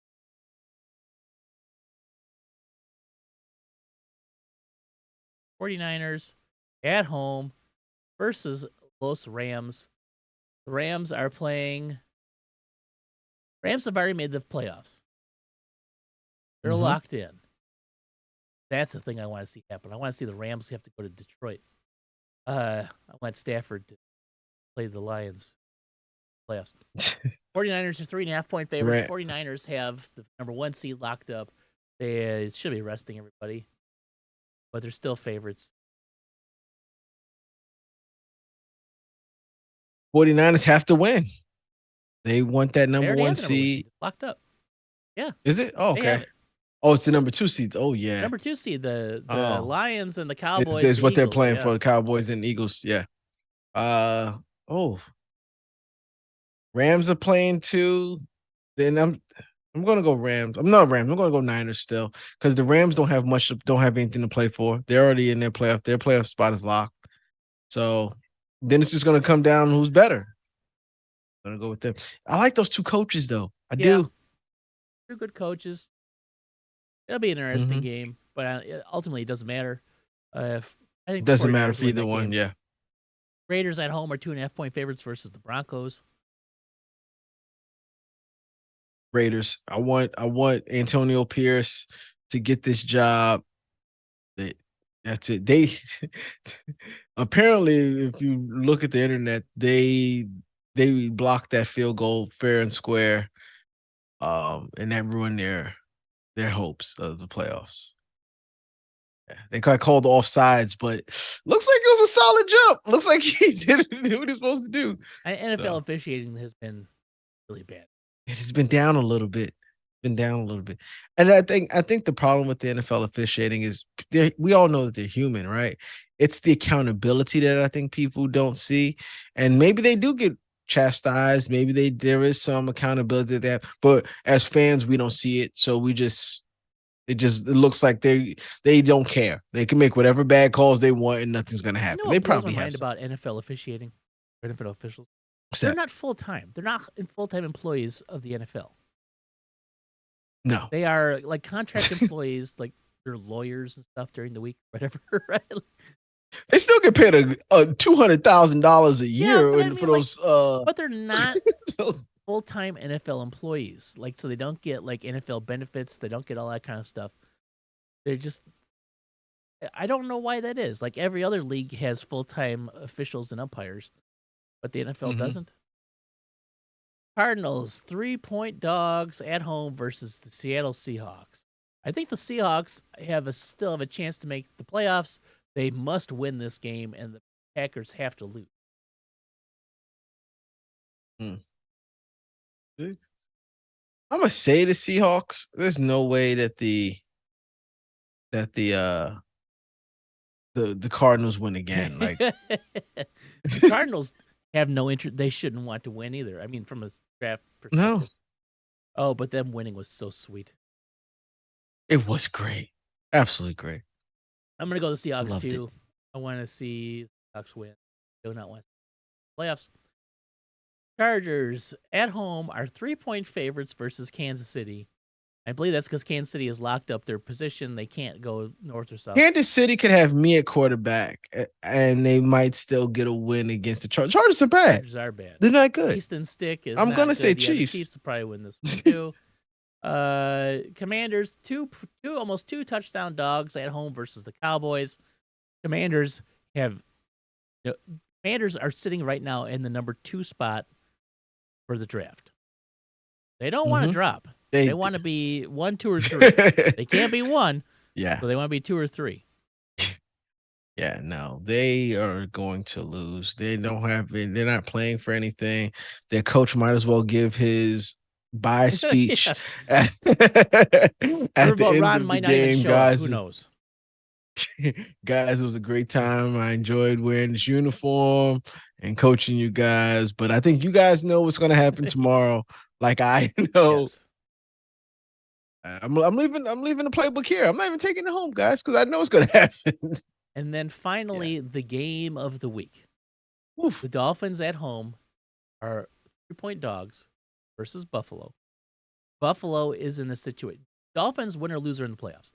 Dolphins lose, they're the 6 seed. 5 seed, 6. If the Buffalo wins, they win the AFC East. If they lose and the Steelers win, they're out of the playoffs. They're out. So they'll know their situation going into it. Because they're the last game of the night. I'm going Miami. Even though Miami technically doesn't have anything to play for, I think they want a home yeah. They want a home game. They want to win the AFC They want East. the home field, yeah. Yeah. I think I'm gonna go Buffalo. I'm going Miami. And I'm gonna go Buffalo. Yeah, Buffalo should go, but It's in I'm gonna tell Miami, you though. something. I don't think Buffalo's that No, good. I think they're in that same boat as Kansas City and Philadelphia. They're good. They're just not like they were. But there's only 2 juggernaut teams this year. There's only ever really 2 juggernauts. And they're just not the ones that are normally the juggernauts. Well, I guess Yeah. I guess they're always good. The 49ers are always in the playoffs, So are the always Ravens. NFC champions. Yeah. Yeah. I just think both of them And are now the that's best forms that they've been in. Oh yeah, in a while. The Purdy thing is absolutely ridiculous. How well he's turned out for them. The rest of that team was great, but the level of play that they're getting out of Purdy takes them to that next level. All right. Guess we have one last thing to talk about. Yeah, go quick. Yes. We will be back next one day after Black Monday. Black Monday. One of my favorite days of the NFL season. Where it is, just love that. Love the constant change. Yes. Ooh. We've already lost a bunch of coaches this year, which is unfortunate. So, we've already lost Frank Reich, Panthers. He was the first to get fired. Or no, it was Josh McDaniels the first. Oh, I think it was I think it was Frank. Frank Reich. So the Panthers already have a vacancy. You would think they would fire their Yep. GM as well and just start scratch. But we'll see what happens. The Raiders have already fired everybody. Son, Yep. and the Chargers Chargers fired. have Oh, that's fired right. The everyone under the Chargers fired sun. everybody under the sun The too. Chargers fired everyone under the sun. Uh-huh. So of the teams that are out there, Who's left? Who's left to get fired? listen, if I was putting my top dollar, like who guarantee I got to put money on someone getting fired, I've been saying it since like week 6. Riverboat Ron? Riverboat Ron's got to gone. go. I think he knows he's gone, and he's gone. Go. That's what I'm saying. I was got to surprised go. he didn't get fired last year. He's Remember gotta- when he didn't realize that they still had a chance to make the playoffs? What do you Yeah. mean? Like, So Ron Rivera's no. He thought that they weren't eliminated from the playoffs. They thought that he had another week that he can go out Yes. there. And they was like, so yeah, you guys are eliminated. Like, what do you mean? We got next week. He's like, no. When such and such won, you're now eliminated. Oh, yeah. so plus the new ownership, right? They're gonna clean house. They're just gonna Right. raise that to the ground. Correct. Eric Bieniemy is gonna. Magic Johnson's in there. Yeah, oh yeah, Eric Bieniemy is gonna be cast to the wind again. Unfair. You think yeah. so? I don't. He doesn't stand a chance for that team. He'll go him. somewhere else. I think they promote him. I think he gets the job.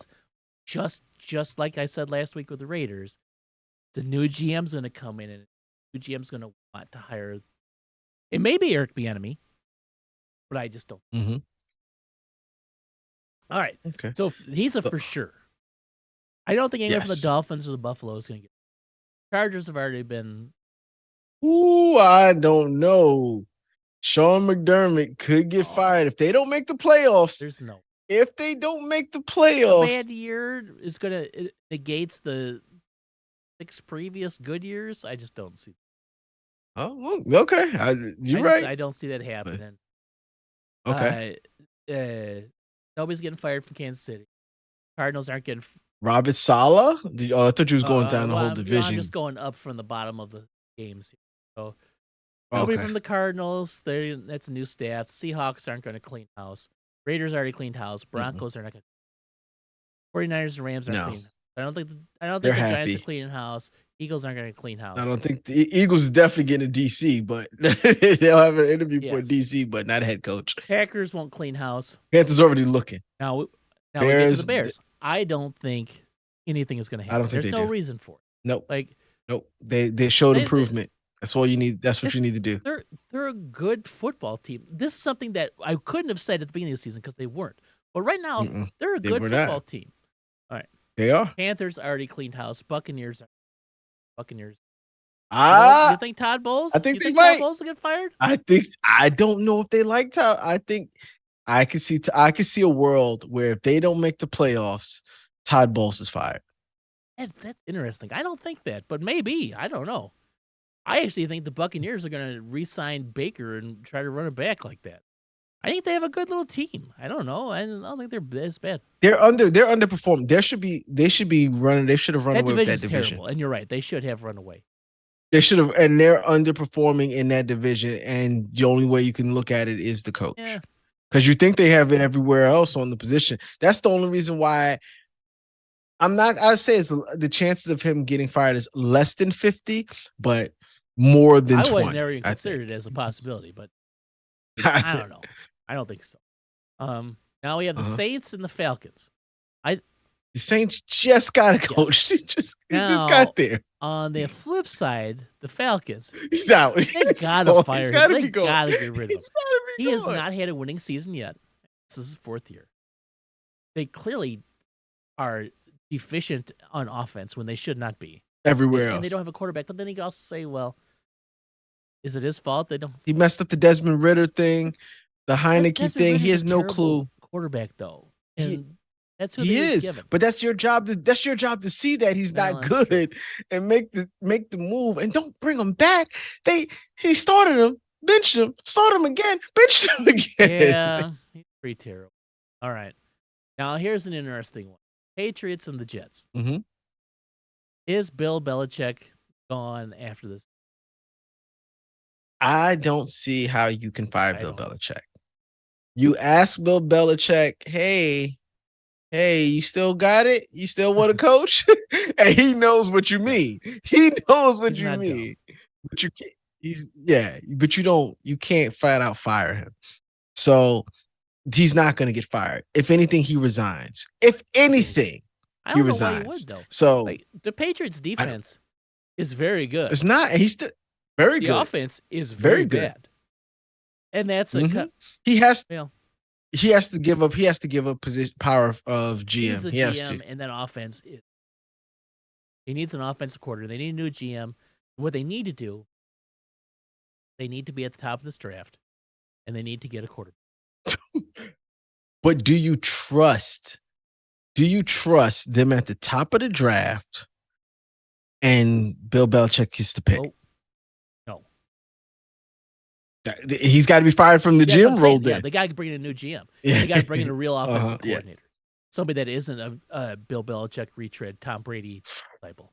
Like they, I think, Eric Bieniemy. yeah, I think they should, but I do think that whoever they bring in is if the head coach is there, he's got to be the one that make the decision. I don't think the GM could come in and just bring and go over Bill. Oh, I understand that, but decision. maybe that's part of the situation here. Listen, Bill, we want you to be the head coach. You're a great head coach.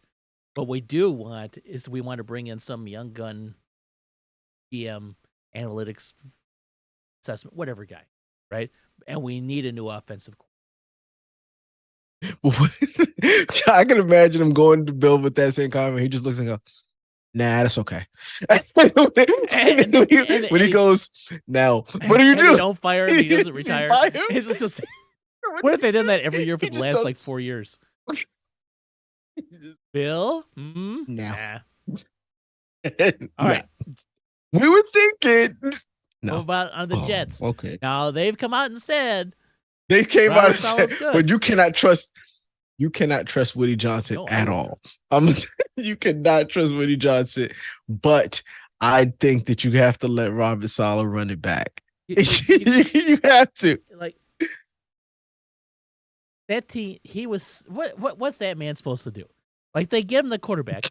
All right, yes. No, and then the quarterback goes down, and then they don't do anything. They're like, sorry, dude. He's just but the way that Zach Wilson was treated is all on him. That's the problems. That's the things that get you fired as a coach. It's the management stuff. Especially like the record. We know you can't do much with the record. It's how you manage the team with this bad record, right? Technically, and he should have. The benching, the unbenching, the having to ask Zach if he wants to play me. Zach go, that's just not you're mismanaging the team. Zach Wilson should have been around there to begin with. But they drafted him. He didn't draft him. But I guess they don't have any other options because the GM didn't provide him anything. But Zach Wilson had no business being the starter, and they knew that last year. He was picked third. Know, I think Robert Saleh didn't pick him, and no. That GM didn't pick him either. So they know he's not it in any way whatsoever. He's put in a position where he has to put somebody out there. Has to. And Zach Wilson is bad. They're all bad. All the options are bad on that team. They are. I don't know. They didn't get good. We'll see.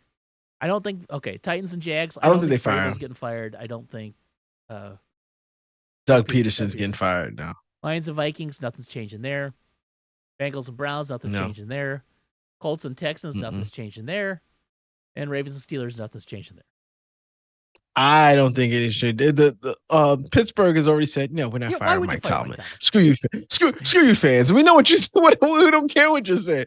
We're not firing Mike Tomlin. Shut up. Fandom is so wishy-washy. It's of the moment. It's like it doesn't even matter. Like I don't even want to get into it because it's just everything is just like, oh, it's like the volatility of the stock market, but opinion on whether somebody's good or not. Oh, incomplete pass, they're the worst. I just don't. Winning is the coach's job, and honestly, managing the team. And there have been some malcontents on that team. And they've said it. Apparently, some of the fans don't like the wide receiver room. But I think what you're seeing is the wide receiver room of the NFL of today, right? They've had to deal with Antonio Brown.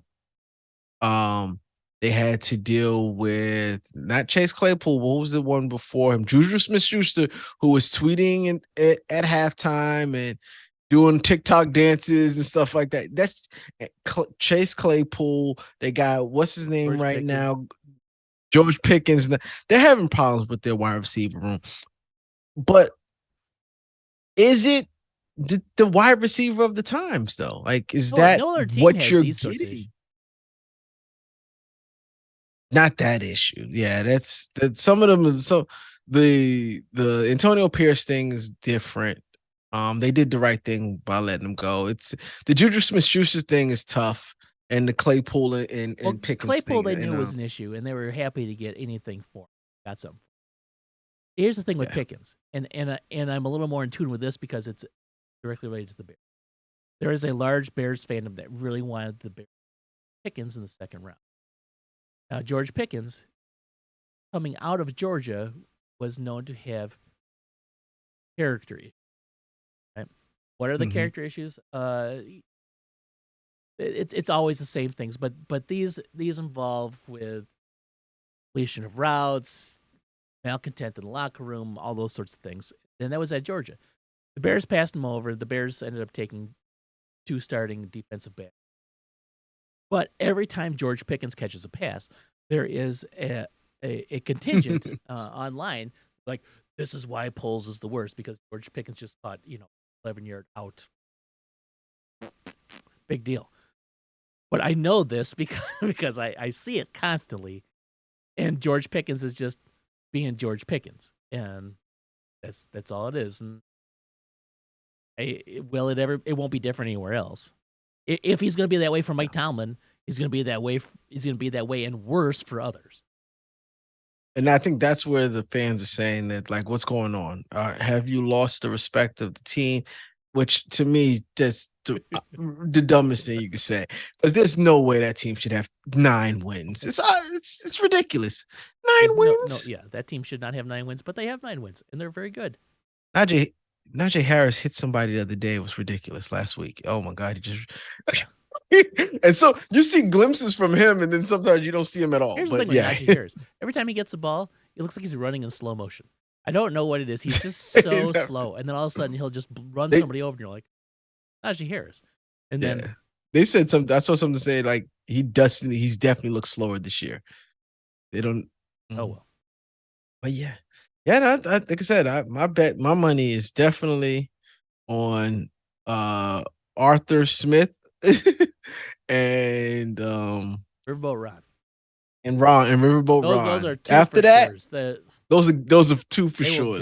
After that, then Todd Bowles. I just see it. I just see it in my head. I see Todd Bowles. Yeah.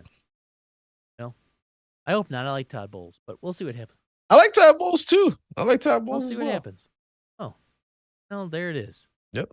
I guess the next time we do this, we talk about playoffs, and then we can start talking about draft stuff. Off season. Yeah, that's all I have to look forward to. Off season talk. I will say this though. Is my Bears preview.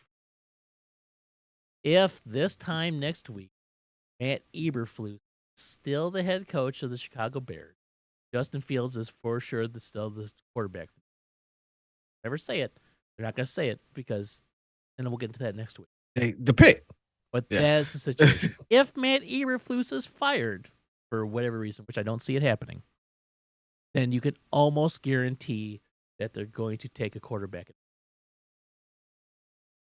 If Matt Eberflus is fired? The only thing I have to say for my Giants that I would say is that I don't think the Giants are going to fire Wink Martindale. No. I hope they don't fire him. But I do think that that Daboll is going to tell him, feel free to go look at other teams. And what we're going to see is another team is going to pick him up. I think so, huh? I don't see why he should. Wink Martindale has said he did not This is not a stop for him. This is where he wants to be. I just if the rumors are true that they're not getting along, I can see that happen. They won't outright fire him. They could because he's done a better job than any other coach on the staff. So you can't outright fire him. But you can tell him, you can ask him to go. You might want to look at other They jobs. won't stop you if you find something better. Yes. That'll be interesting. That's my thing. Mm-hmm. It's another great episode of TDs and Tangies, people. You missed it, but you can find it again. And you know what? I forgot to hit record on. I'm gonna have to pull the audio out of the stream. Yay! Oh man, sorry. I should have seen it because we didn't. Next time I'll remember. I'll be the guy that reminds you. I didn't hear recording in progress. I do this shit for like other podcasts all the time. I have no problem hitting the record button. It's just this one. I've done it twice now. Oh well. Oh man. All right, guys. That's it. It was a good one. Yeah, that's it. One more week.